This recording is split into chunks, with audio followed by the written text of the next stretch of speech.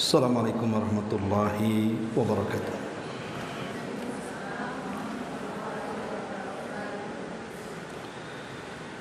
Alhamdulillah wassalatu wassalamu ala Rasulillah wa ala alihi wa sahbihi wa mawalah wa la hawla wa la quwata illa billahi wa ba'du. Baik, kita akan lanjutkan kajian kita, masih membahas kitab 175 Jalan Menuju Surga, dan kita masuk pada poin ke-33 halaman 84. Bagaimana caranya agar kita dapat menolak musibah yang datang secara tiba-tiba. Baik, kita akan baca dulu baru kita jelaskan. Rasulullah sallallahu alaihi wasallam bersabda, "Man qala hina yumsi bismillahilladzi la yadurru ma'asmihi syai'un fil ardi wala fis sama wa huwa sami'ul alim thalatha marratin lam yusibhu faj'atu bala'in hatta yusbiha wa man qalaha hina yusbihu thalathu marratin lam yusibhu faj'atu bala'in hatta yumsiya." Kata Nabi SAW, barang siapa yang ketika memasuki waktu petang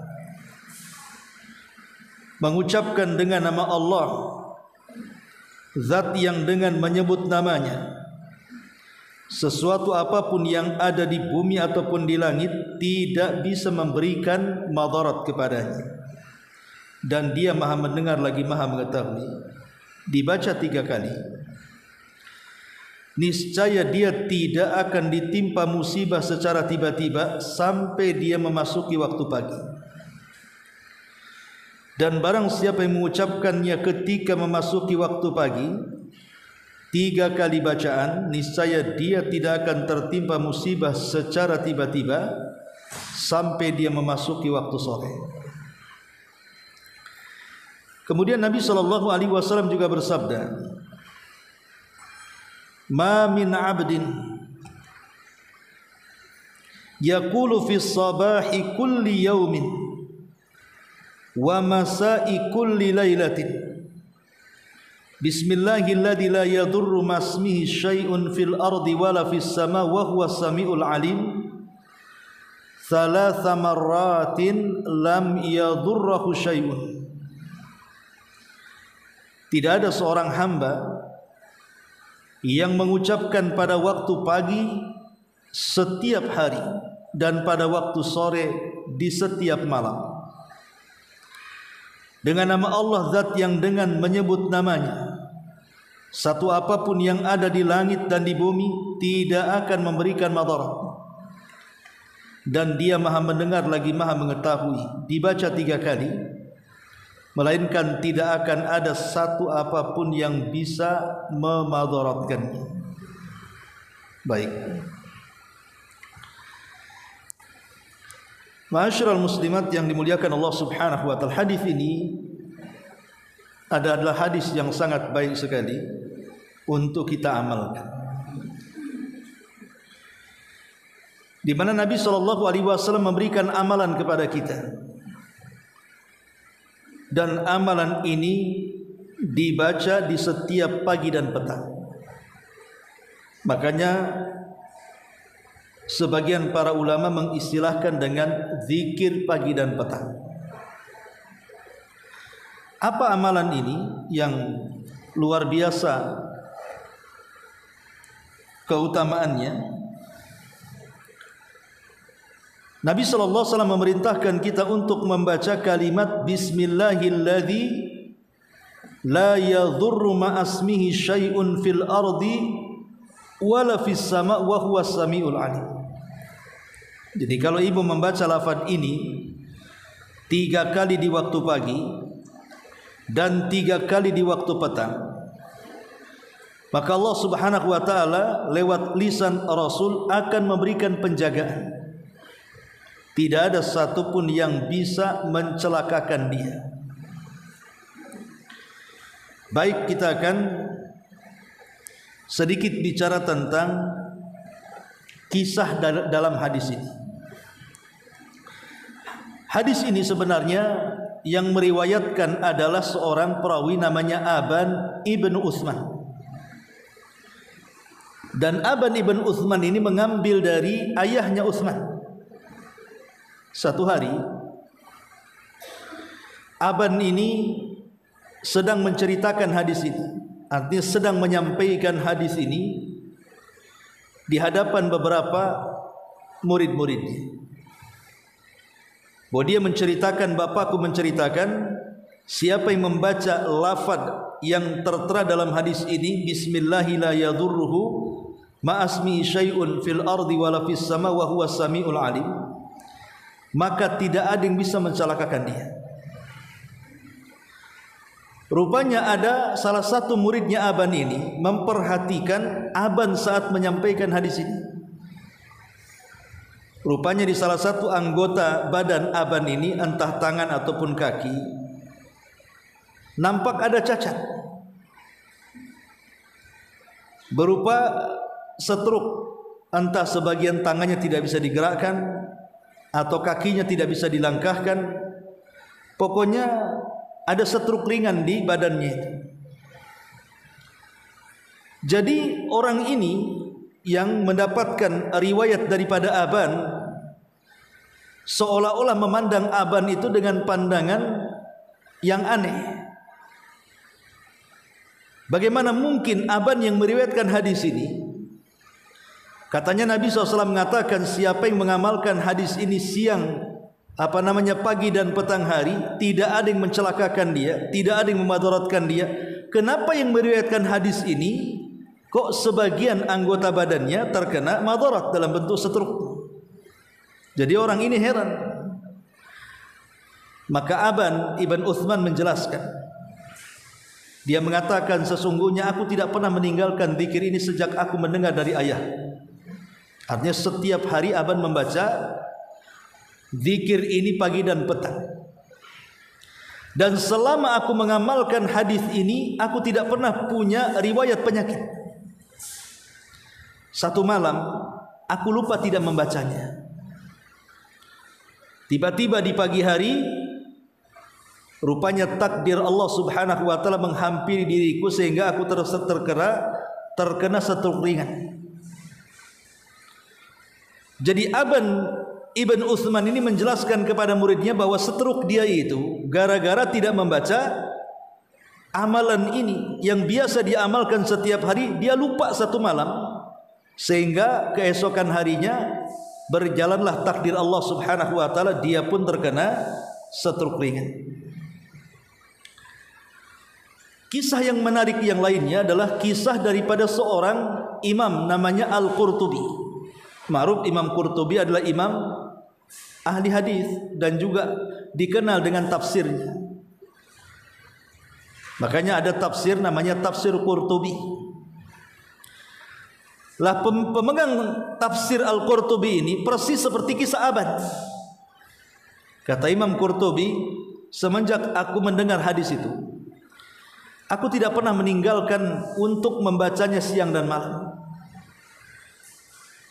Jadi dia mengamalkan betul-betul hadis ini, dan dia sangat yakin bahwa siapapun yang mengamalkan lafaz dalam hadis ini tidak akan celaka, tidak akan tertimpa madarat kecuali dengan izin Allah Subhanahu wa taala. Dan selama aku mengamalkan lafaz ini, alhamdulillah, kata Qurtubi, aku tidak pernah ditimpa madarat apapun. Sampai satu malam saat aku berada di kota Madinah, aku lupa membaca hadis ini. Maka tiba-tiba kemudian entah dari mana datangnya kalajengking. Tiba-tiba kalajengking itu menyengat badanku dan aku mengalami demam hebat. Dari dua kisah ini, pertama kisah Aban ibn Uthman, yang kedua kisah Imam Qurtubi, menunjukkan bahwa ulama salaf itu sangat yakin sekali untuk mengamalkan amalan ini. Harusnya kita juga sama. Kalau Nabi SAW memberikan amalan, kemudian dalam amalan itu menyebutkan khasiatnya, keutamaan dan keuntungannya, maka kita harus yakin dengan apa yang disabdakan Nabi SAW. Jangan dibuat amalan ini sebagai amalan coba-coba, tapi harus dengan penuh keyakinan seperti Aban Ibn Uthman dan Al-Qurtubi tadi. Dia sangat yakin orang yang mengamalkan amalan ini akan dijaga oleh Allah Subhanahu wa taala, karena keduanya sudah merasakan. Ketika lupa tidak mengamalkan amalan ini, tiba-tiba atau secara tiba-tiba datang bencana kepada keduanya. Yang satu diserang stroke ringan, yang satu diserang kala jengking. Ma'asyiral muslimat yang dimuliakan Allah Azza wa Jalla, itu yang terkait dengan beberapa kisah yang terkait dengan hadis ini. Baik, kita akan ambil faedah dari hadis ini. Hadis ini membicarakan tentang persoalan keutamaan zikir, bahwa siapapun yang berzikir kepada Allah dan menyebut namanya, maka Allah tidak akan membiarkan orang yang berzikir kecuali Allah akan memberikan penjagaan. Makanya zikir itu disebut hisnul hasin, benteng yang mampu membentengi dari seluruh mara bahaya. Orang kalau senantiasa berzikir dan dia yakin dengan zikirnya, maka kehidupannya akan terjaga, tidak akan mudah disakiti, tidak akan mudah difitnah, dibuli, apalagi kemudian diserang oleh kalangan jin dengan sihir-sihirnya, atau diserang oleh makhluk yang sangat jahat yang Allah ciptakan untuk menjadikan ujian bagi manusia yang lainnya. Jadi ini salah satu zikir untuk pembenteng, membentengi diri dari setiap keburukan. Maka rugi kalau seandainya seseorang tidak membacanya. Bacalah setiap hari di waktu pagi dan petang. Ada sebagian orang mengatakan bahwa kalau zikir ini tidak dibaca tepat waktu, maka tidak ada pengaruhnya. Artinya memang harus dibaca tepat waktu, itu maksudnya betul-betul di pagi hari atau di sore hari. Tapi pendapat yang kuat bahwa tidak demikian. Zikir ini dibaca dimanapun, mau pagi, mau siang, mau sore, mau malam, mau menjelang dini hari, satu hari satu malam, tetap memberikan khasiat sebagaimana yang disabdakan Nabi SAW. Tidak mesti harus pagi hari ataupun petang hari, walaupun itu afdolnya.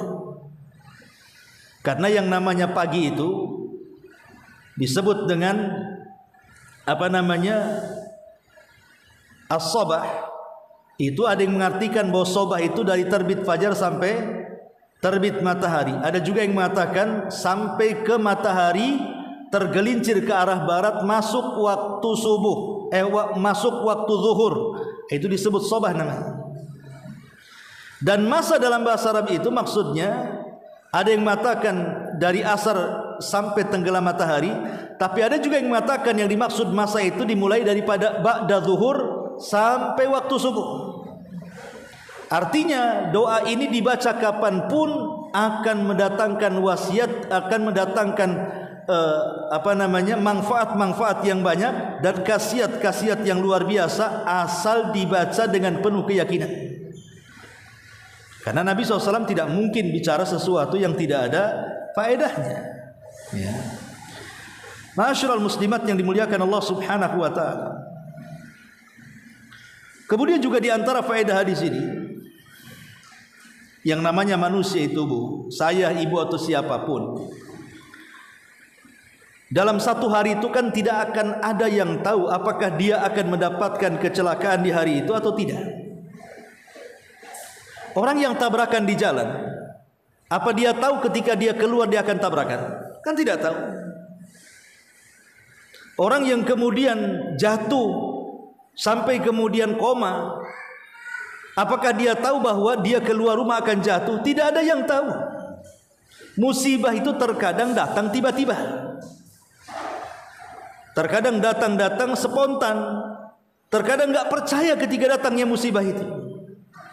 Lah Nabi SAW mengatakan bahwa karena musibah terkadang datang secara tiba-tiba mengagetkan kita semuanya, bahkan bisa mengancam badan dan juga nyawa serta raga, maka sebaiknya sebelum bala secara tiba-tiba itu datang kepada kita, cegatlah bala itu. Dengan cara apa? Dengan cara membaca zikir ini di waktu pagi dan petang, gitu maksudnya. Karena zikir ini kalau dibaca di waktu pagi dan petang, maka 1 hari 1 malam Allah Subhanahu wa taala akan jaga dari musibah yang datang secara tiba-tiba. Luar biasa ya. Hanya membaca bismillahilladzi la yadhurruhu ma'asmihi syai'un fil ardi wala fis sama wa huwas samiul alim. Ma'asyiral muslimat yang dimuliakan Allah Azza wa Jalla, baik kita sedikit memahami kandungan maknanya. Pertama, Rasul mengatakan bismillahi. Ba dalam bismillah itu memiliki makna al-isti'anah, meminta pertolongan kepada Allah Subhanahu wa taala. Jadi kalau kita membaca basmalah, hakikatnya kita sedang meminta pertolongan Allah, agar Allah menolong kita, agar Allah menjaga kita, agar Allah memelihara kita, agar Allah terlibat dalam urusan kita. Itu namanya bismillah. Dan itu bentuk tawasul dengan nama-nama Allah Subhanahu wa taala. Dan ini tawasul yang disyariatkan. Tawasul menggunakan nama dan sifat. Dan tawasul itu sangat efektif untuk menghilangkan bahaya atau mencegah bahaya. Bismillahi alladzi la yadhurru, dengan menyebut nama Allah Subhanahu wa taala, zat yang dengan menyebut namanya la yadhurru ma'asmihi syai'un fil ardi wala fis sama. Dengan nama Allah, zat yang dengan menyebut namanya, satu apapun yang ada di langit ataupun di bumi tidak mungkin datang memberikan madarat kepadanya. Lihat bahasa hadis ini, lafadznya la yadurru ma'asmihi, tidak akan datang madarat itu ketika menyebut nama Allah Subhanahu wa taala. Asal kita menyebut nama Allah Subhanahu wa taala, meminta perlindungan kepada Allah agar kita dijaga dan dipelihara, maka yakinlah tidak akan ada musibah, penderitaan, madarat, bala yang sampai kepada kita. Kenapa? Karena yang namanya musibah itu memang didatangkan oleh Allah dan diangkat oleh Allah. Lah yang mendatangkan musibah siapa? Allah. Yang mengangkatnya Allah juga. Kalau kita menyertakan Allah untuk mengangkat musibah atau mencegah musibah, bukan mustahil Allah Subhanahu wa taala akan menolong kita. Karena di banyak ayat dalam Al-Quran dan hadis-hadis Nabi SAW, tidak ada yang bisa menyingkap sebuah madarat kecuali Allah Subhanahu wa ta'ala. Amman yujibul mudtarra idza da'ahu wa yakshifus su. Siapa lagi yang bisa mengijabah doa orang yang kesulitan, atau mengijabah dan menyingkap sesuatu yang akan menjadikan madarat bagi kehidupan, kecuali Allah Subhanahu wa taala. Makanya kenapa di sini pengarang memberikan judul bagaimana caranya agar kamu dapat menolak musibah yang datang tiba-tiba. Karena musibah datang dari Allah dan Allah juga yang akan mengangkatnya. Maka kaidah di sini, siapapun yang melibatkan Allah untuk menghalau musibah dengan cara menyebut-nyebut namanya, maka Allah akan memberikan perlindungan dan tidak akan ada musibah yang menyentuhnya. Walaupun satu dunia sekalipun, baik jin ataupun manusianya berkumpul untuk mencelakakan kita, memberikan madarat, kalau madarat itu belum ada kehendak dari Allah dan tidak dicatat di Lauhil Mahfuz, maka selamanya musibah itu tidak akan sampai kepada kita. Walaupun seandainya okelah musibah itu datang, terkena sengatan ular, terkena sengatan skala jengking, atau jatuh dari ketinggian, maka sesungguhnya sengatan-sengatan itu tidak akan memadaratkan jauh lebih parah dibandingkan yang kita bayangkan. Boleh jadi mungkin digigit ular, ya betul digigit, tetapi tidak ada bisanya. Atau mungkin disengat kalajengking. Harusnya orang yang disengat kalajengking itu bengkak, tidak bisa jalan, bisanya berbahaya. Ya digigit tapi tidak ada bisanya. Itu ketika kita mengamalkan lafaz ini. Atau mungkin jauh dari ketinggian yang harusnya dia mati, dia masih hidup dan sehat umpamanya kan. Atau yang harusnya dia ketabrak mati tahu-tahu hidup, ya. Jadi itu maknanya la yadhurru ma'asmihi syai'un, karena kita melibatkan Allah untuk memelihara dan menjaga kita, tidak akan memadaratkan bersama nama Allah. Jadi kalau Allah disertakan, maka ketahuilah keburukan yang ada di bumi, keburukan yang ada di langit tidak akan sampai kepada kita. Keburukan yang ada di bumi banyak, ya. Seperti binatang bisa saja berlaku buruk kepada kita. Bisa saja kemudian tumbuh-tumbuhan beracun dan begitu, buah-buahan yang beracun, atau mungkin dari kejahatan manusia, atau dari kejahatan jin yang hendak mengganggu kita. Maka selama kita membaca kalimat bismillahilladzi la yadurru ma'asmi syai'un fil ardi wala fis sama wa huwas samiul alim, tidak mungkin keburukan yang ada di bumi ini akan menyentuh kita. Begitu juga keburukan yang ada di langit. Entah kemudian hujan yang turun dari langit yang bisa menenggelamkan, mencelakakan orang celaka, kita tidak. Halilintar yang menyambar, orang kena sambaran halilintar, kita tidak. Atau angin yang membawa bebatuan ke langit kemudian dihempaskan lagi ke bumi, harusnya kena, kita selamat. Keburukan apapun sebut, ya. Maka hadis ini umum mencegah segala jenis keburukan, baik yang datang dari manusia, jin, binatang, hewan dan begitu seterusnya. Maka hadis ini bisa membentengi itu semuanya. Makanya saya katakan hadis ini sangat luar biasa. Dan saya yakin ibu duduk nyantai begini baca 100 kali hafal. Coba aja pulang dari pengajian sini, jangan balik dulu. Ambil tiang satu-satu, baca 100 kali, pulang dah hafal tuh. Karena pendek kan. Bismillahilladzi la yadurru ma'asmi syai'un fil ardi wala fis sama wa huwa samiul alim. Baca tiap hari. Ini sangat bagus sekali. Dan dalam riwayat juga yang sama di sini, ma min abdin yaqulu fi sabahi kulli yaumin wa masa'i kulli lailatin. Tidaklah seorang hamba yang mengucapkan di waktu pagi atau di waktu sore dengan menyebut nama Allah, zat yang dengan menyebut namanya bismillahi la yadurru ma'asmihi syai'un fil ardi wala fis sama wa huwa samiul alim, zat yang dengan menyebut namanya sesuatu apapun yang di bumi ataupun di langit tidak bisa memberikan madarat 3 kali, lam yadurruhu syai'un, maka Allah akan memberikan jaminan dia tidak akan tersentuh madarat sedikit pun. Lihat bagaimana indahnya apa yang disabdakan Rasul ini, sebuah benteng. Harusnya kita semangat ini, kita mendapatkan amalan dari Nabi SAW sesederhana ini, tetapi bisa menjaga kita. Dan ini kalau bisa dibaca setiap hari, atau mungkin dibaca saat kita ini ragu-ragu, umpamanya ibu masak, contoh umpamanya, kemudian dicicipi karena masak pagi dimakan malam, udah agak basi-basi gitu ya. Ibu ragu-ragu, nanti kalau saya makan saya sakit perut nih. Nah, tapi enggak lah, saya kemarin enggak makan juga, saya makan juga enggak apa-apa. Ragu-ragu tuh antara membahayakan dan tidak kan Bu.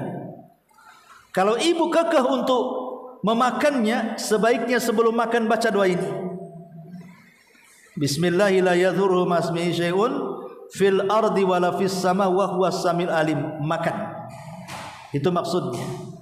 Supaya ketika kita yakin dengan bacaan ini, di mana makanan yang kita makan itu tidak menimbulkan penyakit. Entah mencret, entah apa gitu ya penyakitnya. Pokoknya yang ibu membuat ragu-ragu akan membahayakan, baca doa ini supaya yakin. Insya Allah tidak. Tapi memang betul-betul yang makanannya bisa dimakan. Kalau jelas-jelas baygon ya jangan diminum, walaupun baca ini tepati. Baygon, bismillahilladzi la yadurru ma'asmihi syai'un fil ardi wala fis samawati samiul alim, minum, selesailah Bu. Ya. Maksudnya di sini memang makanan yang layak dimakan, tetapi ragu-ragu karena mungkin sudah 1 hari 2 hari sudah basi dan begitu seterusnya. Atau mungkin ya ibu datang ke warung, makan di restoran, makan di mana sajalah kan gitu. Kan kita tidak tahu apakah yang memasak itu higienis atau tidak, bersih atau tidak. Ya kan? Jangan-jangan masakan perindapan, pakai kaki, pakai tangan kan itu ya. Kita nggak tahu. Maka kalau ibu makan di restoran manapun, di warung makanan manapun, kalau ibu takut ini tidak bersih, menimbulkan penyakit, baca doa ini. Ya, ini keuntungan amalan ini bisa kita amalkan. Di mana saja ibu makan sesuatu dan itu halal gitu, tapi dikhawatirkan ya tadi mungkin kurang bersih atau apa. Insya Allah kalau ibu yakin dengan apa yang disabdakan Nabi SAW bahwa kalau kita menyebut namanya tidak akan mendatangkan madarat sedikit pun, baca doa ini dengan penuh keyakinan, insya Allah tidak akan ada madarat yang datang secara tiba-tiba yang datang kepada kita, karena Nabi SAW sendiri yang mengatakan. Ma'asyiral muslimat yang dimuliakan Allah Subhanahu wa taala. Di sini Nabi SAW mengatakan dibaca pagi dan petang. Kenapa dibaca pagi dan petang? Di antara faedahnya supaya kita tidak terputus mengingat Allah Subhanahu wa taala dan menyebut-nyebut namanya. Kalau pagi saja berarti sore tidak zikir nantinya. Kalau sore saja nanti pagi tak zikir. Maka supaya tidak terputus siang dan malam, makanya dibuatlah zikir pagi dan petang, supaya lisan kita itu basah dengan zikir dan tidak mudah didekati syaitan.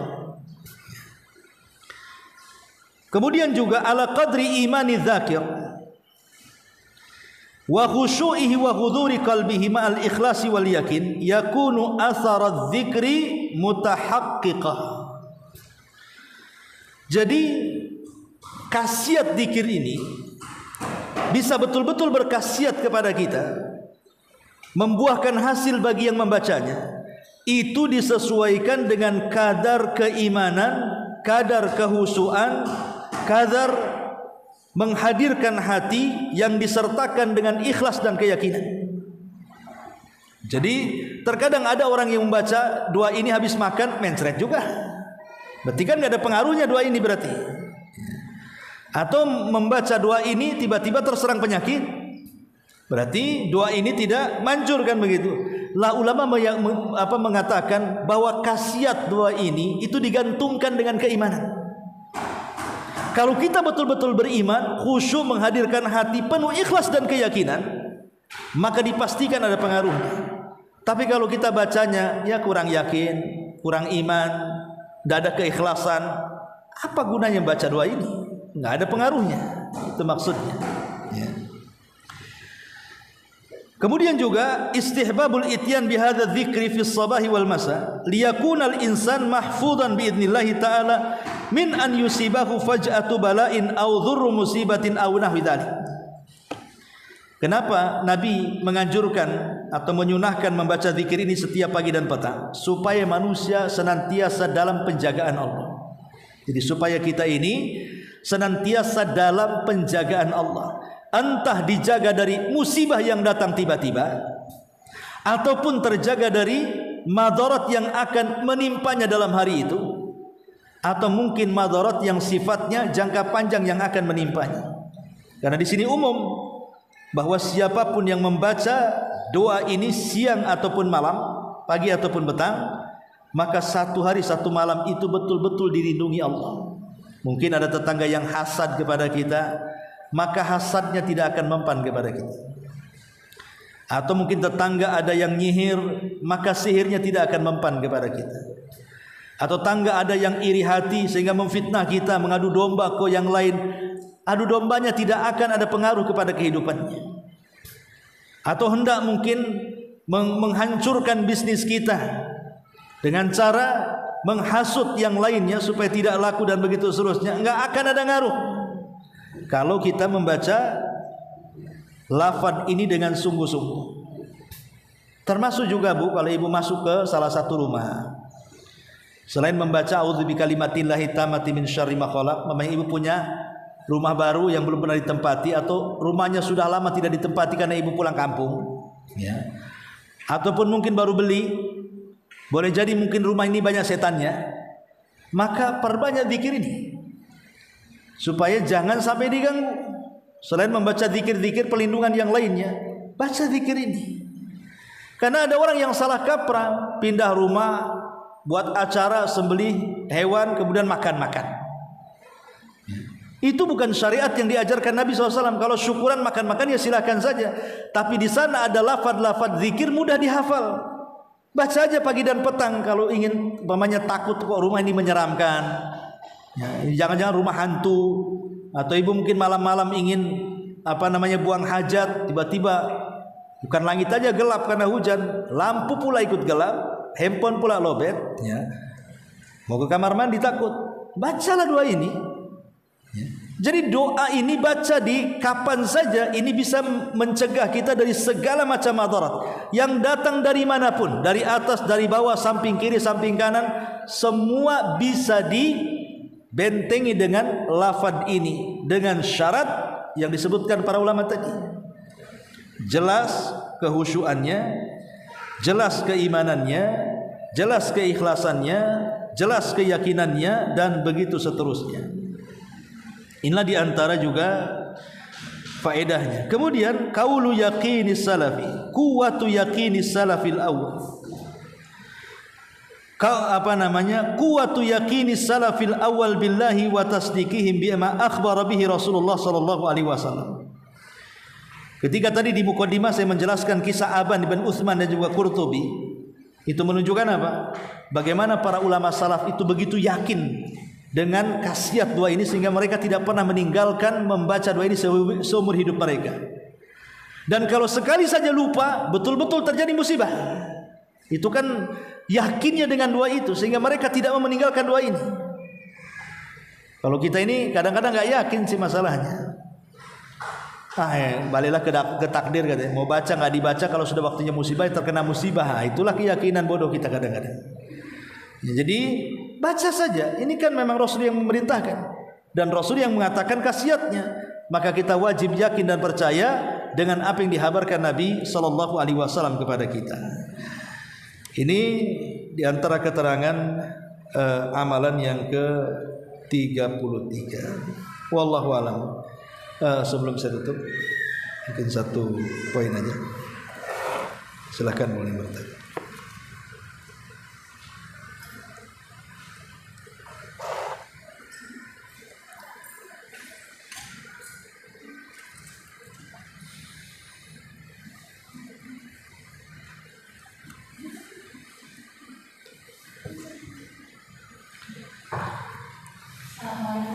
Waalaikumsalam. Alhamdulillah, masalah ini juga pernah Ustaz bahas di masjid dan Ustaz sekalian sebelum. Jadi yang menanyakan Ustaz, tadi Ustaz ada berikan contoh ketika kita tahu bahwa makanan itu mengeluarkan seperti kita minum baygon, kalau kita baca itu kan tidak mungkin. Terus gimana ya Ustaz ketika kita jalan-jalan nih Ustaz, tiba-tiba kita diundang makan seafood ya, kita tahu Ustaz kita tuh punya kolesterol tinggi, makan luar seperti minyak udang, apa boleh saat itu ketika ini alhamdulillah mengamalkan jenis tersebut, tapi kita tahu nih kalau makan ini akan membuat kolesterol naik terus, karena kita tahu tapi kita baca itu apa dibolehkan Ustaz? Bukan, sesuatu yang saya sudah jelaskan dari awal. Bismillah walhamdulillah. Sesuatu yang jelas memadaratkan, bukan berarti akan hilang madaratnya dengan membaca doa ini. Seperti tadi racun, sudah jelas itu racun, memadaratkan badan kita. Walaupun dibaca 1000 kali tetap racun. Maksudnya yang sifatnya ini masih ragu-ragu ini enggak masalah makannya sebenarnya. cuman takut ragu-ragu, makanya baca doa ini. Sama dengan orang di jalan nampak ada razia tilang polisi, baca doa ini, mudah-mudahan polisi nggak nangkap saya. Ketangkap loh razia, membaca 1000 kali pun tetap ketangkap. Ini kan ada jelas-jelas di depannya. Dan itu sama dengan membahayakan diri sendiri. Wala tulqu biaidikum ila tahluka. Jangan melemparkan diri dari kehancuran. Kalau sudah tahu ini beracun, jangan diminum, jangan dimakan. Sudah tahu ini memudaratkan, hindarkan. Itu maksudnya. Wallahu a'lam. Iyalah enggak. Ya boleh saja kalau umpamanya itu tidak belum teruji apakah makan ini akan naik kolesterolnya. Tapi kalau sudah teruji semuanya tetap juga dimakan, ya jangan salahkan kalau seandainya malah betul-betul memicu kolesterolnya, karena itu sama dengan membahayakan diri namanya. Sudah tahu ini racun dimakan. Jadi bukan berarti membaca doa ini menetraliskan menghilangkan racun, tidak. Enggak ada hubungannya itu. Nah, cuman kalaupun seandainya mungkin ya bisa saja umpamanya kita makan sedikit dari makanan-makanan dan kita sudah mengamalkan hadis ini, boleh jadi mungkin udah makan ya, tapi mungkin yang harusnya kadar kolesterolnya tinggi ya tidak terlalu tinggi, atau kadar darah tingginya harusnya tinggi ya memang naik tapi tidak tinggi, tidak membahayakan. Bisa saja khasiatnya ke situ, tapi tidak menghilangkan 100% total menghilangkan gitu. Seperti yang dikatakan oleh para ulama, bukan berarti kemudian dia tidak terkena musibah itu sama sekali tidak. Enggak, bukan itu maksudnya. Terkadang terkena musibah juga, mungkin dia tergigit ular ataupun kalajengking, tetapi boleh jadi kalajengking dan ularnya itu tidak berbisa. Mungkin ular berbisa tapi bisanya tidak mematikan. Itu maksudnya dia akan terlindungi dari madarat yang akan mencelakakannya. Wallahu a'lam. Ustaz, ini ada yang bertanya, beliau biasa membaca sampai 10 kali tiap kali Ustaz untuk zikir ini. Boleh, nggak apa-apa. Hitungan 3 itu 3 kali itu kan minimalnya 3 kali. Karena doa zikir pagi dan petang itu kan banyak, Bu. Bukan hanya lafaz ini saja. Kalau banyak-banyak yang lain nggak kebaca gitu ya. Jadi minimal 3 kali kan itu supaya kebaca semua. Tapi kalau mau diamalkan tanpa ada hitungan ya silahkan sambil bacain dari sini ke rumah mau 100 kali ya nggak apa-apa. Ya, karena itu kita zikir. Cuman kalau dilakukan dalam mengikuti hadis Nabi di waktu pagi dan petang ya sebaiknya ikut tuntunan 3 kali ya 3 kali gitu ya. Tapi kalau mau dijadikan amalan zikir ya tidak masalah. Setelah 3 kali yang diperintahkan Rasul mamanya pagi hari ya, siang ingin baca lagi ya silakan saja. Tetapi niatnya zikir, dijadikan lafaz ini sebagai lafaz zikir. Wallahu a'lam. Ustaz, yang tadi Ustaz sampaikan bahwa zikir ini boleh dibaca kapan saja, tidak mesti pagi atau petang. Apakah termasuk zikir-zikir yang lain yang terkandung dalam zikir petang itu Ustaz? Terkadang kita ada kebutuhan tidak sempat untuk membaca zikir petang. Boleh kita baca di lain waktu Ustaz? Boleh, karena gini definisi kan di situ ada bahasa sobah masa dalam bahasa Arabnya ya. Sobah itu artinya pagi, masa itu artinya petang. Lah kalimat sobah ini dari jam berapa ke jam berapa sebenarnya? Ada yang mengatakan kalimat sobah itu dari terbit fajar shadiq, maksudnya waktu subuh, sampai terbit matahari. Itulah disebut sobah namanya. Tapi ada juga sebagian para ulama mengatakan sobah itu bukan hanya sampai terbit matahari, tapi sampai zawal. Zawal itu artinya matahari condong ke arah barat, datang waktu zuhur. Atau dengan kata lainnya, dari waktu subuh sampai zuhur, itu disebut sobah. Adapun masa, ada sebagian para ulama mengatakan masa itu artinya dari asar ke maghrib, itu disebut masa. Tapi sebagian ulama yang lainnya, terutama ulama bahasa, mengatakan bahwa masa itu mulai dari ba'da zuhur sampai subuh. Itu maksudnya. Sehingga kalau cuman ulama mengatakan bagaimanapun yang paling afdal ya tentu dibaca di awal waktu. Di awal waktu itu ya maksudnya dari subuh sampai terbit matahari itu namanya awal waktu. Atau dari asar ke maghrib itu awal waktu namanya. Tapi kalau tidak sempat di awal waktu, bukan berarti di tengah, di akhir waktu tidak boleh, gitu maksudnya. Jadi kalau mamanya zikir jam segitu tidak sempat, ya sudahlah agak siangan kita zikir. Atau sore nggak sempat, ya udah malaman kita zikir. Yang penting kita baca zikirnya gitu. Wallahu a'lam. Ya. Ya. Apabila zikir tersebut jika dibaca juga berpengaruh untuk keluarga yang tinggal dalam satu rumah dengan kita atau hanya untuk diri sendiri. Efek dari zikir itu, efek zikir itu kepada yang berzikir. Efek zikir itu kepada yang berzikir. Lain kalau doa. Kalau doa efeknya kepada orang banyak. Ya, karena doa itu bisa mendoakan diri sendiri, bisa mendoakan orang. Kalau zikir itu amalan orang berzikir. Karena dia yang berzikir. Jadi khasiatnya kembali kepada yang berzikir. Wallahu a'lam. Ya, cukup subhanaka wa bihamdika.